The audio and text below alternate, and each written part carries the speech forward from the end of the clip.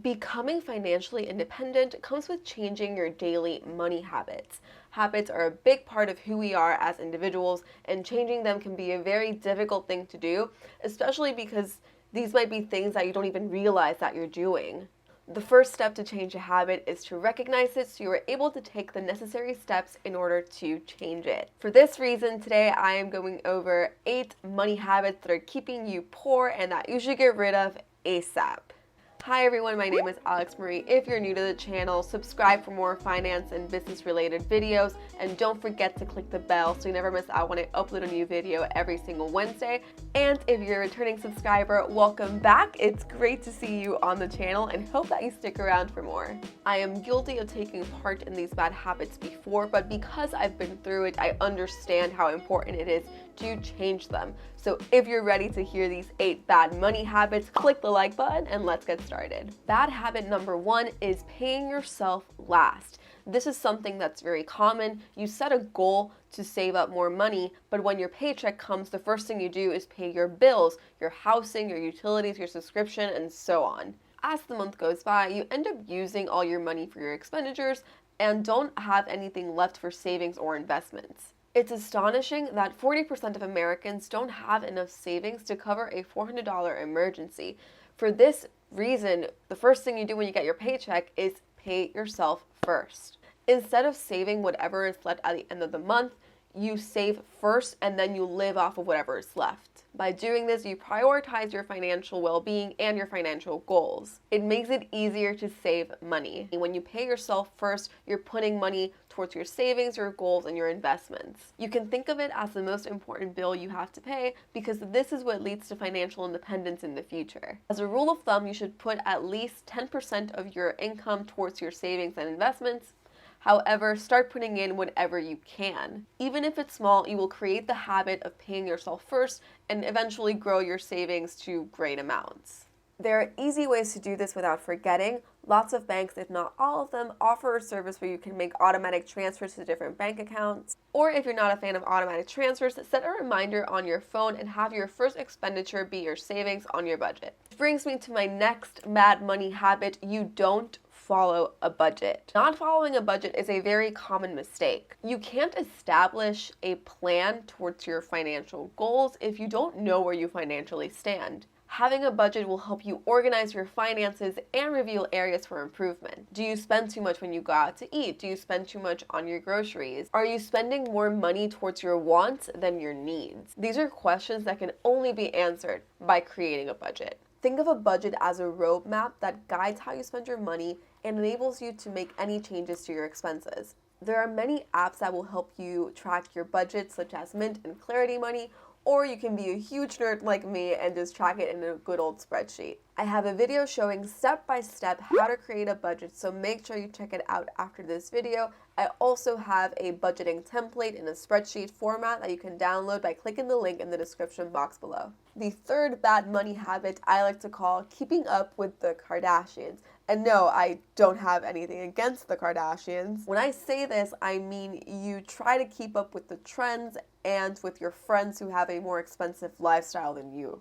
I have been in this position before. It is hard to say no or suggest a cheaper option when your friends invite you out to an expensive restaurant or a road trip that you can't afford at that time. The social media doesn't help either by constantly showing unrealistic expectations of how your life should be. Remember that what you see on social media is not necessarily how people live, but how they want to be perceived. I know people who overspend on designer clothing and other trends just to keep up with the times when they do have other financial responsibilities that should be prioritized. The key takeaway I want you to remember is to not be afraid to be honest with yourself and your friends. It was hard for me in the beginning to say, hey, I can't go to XYZ restaurant because I'll go over my budget. Can we try this other place instead? If they are good friends, they will respect your boundaries, and who knows, you might even inspire them to pay more attention to their finances and to be more interested in financial literacy. Bad habit number 4 is not getting rid of debt as soon as possible. I think we've all heard of someone who's in their 40s and is still paying their student loans.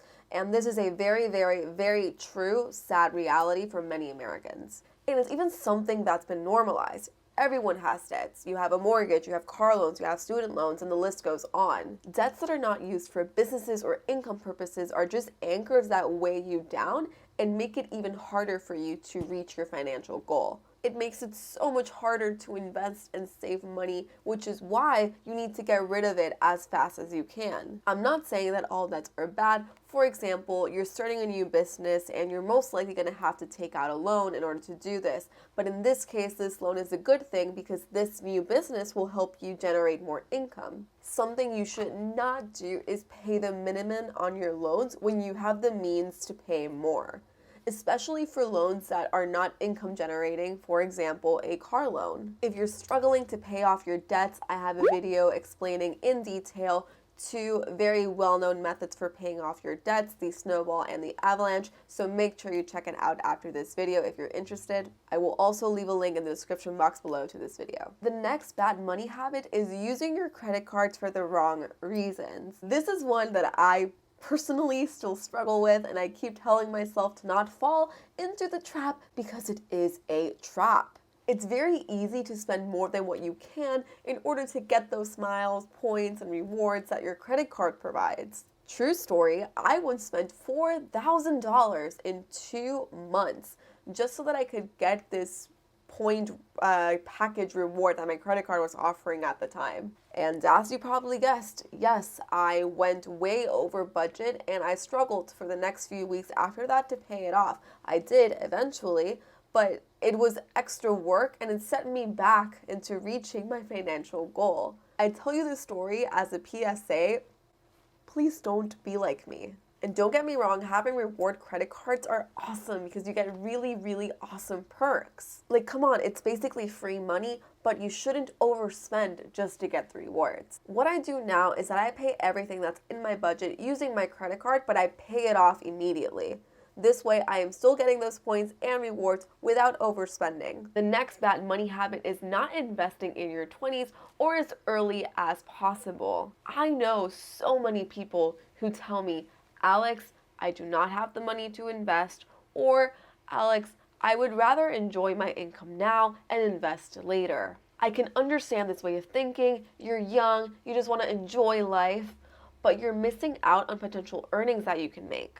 Remember that when it comes to investing, time is money. To put things into perspective, look at this chart from savings.org. If you were to invest $15 per day into the stock market, where the average rate of return is 9.7%, in 30 years, you would have $1 million. And if you do the math, you only invested $164,000. The reason why it grew to $1 million is because of something magical called compound interest. Compound interest works in your favor by growing your money through time. If you invest $100 with a 10% rate of return, a year later, you will have $110. Now for the next year, instead of earning on just the $100 you invested, you earn on the combination of your investment and last year's earnings, which were $10. Therefore, at the end of the second year, you will have $121. Through time, this keeps growing, and with more money in the account, this effect is more prominent. Pretty awesome, right? And even if you don't think you have enough money to invest, by applying the good habits that I've mentioned in this video, you may be surprised and find that you actually have a little cash left over that you could be investing. You don't need to invest a lot, just what you can. But if you can, you should. Going into bad money habit number 7, you invest in something you don't understand. Picking up from the last habit that we talked about, yes, you should invest, but it's even more important that you understand what you're investing in. Investing in something that you don't understand is a good way to lose all your hard-earned money. Don't just invest in a business or asset because your friends tell you it's a good idea or because you saw a post on social media telling you to do so. You should do your research, truly understand the asset that you will be investing in, and make your conclusions depending on your research. You need to truly understand how the investment works, what risks are involved, and why it makes sense to invest in it. Let's say you have a friend who's starting a business and asks you to invest in it. Before saying yes, ask yourself, does this person have the right knowledge to run a profitable business? Does this person have a track record of creating good business, Or would this be their first time? Does this person have the right connections and relationships to have a successful business? If the answer is no for most of these questions, then you shouldn't invest in it, even if it's your friend. This happens with other types of investments like real estate and the stock market. It's very, very, very important that you understand what you're investing in. It's one thing to assume market risk responsibly versus assuming risk because you just gave away your money to something unknown. In this case, ignorance is not bliss. And don't be overwhelmed if you don't understand the different types of investments.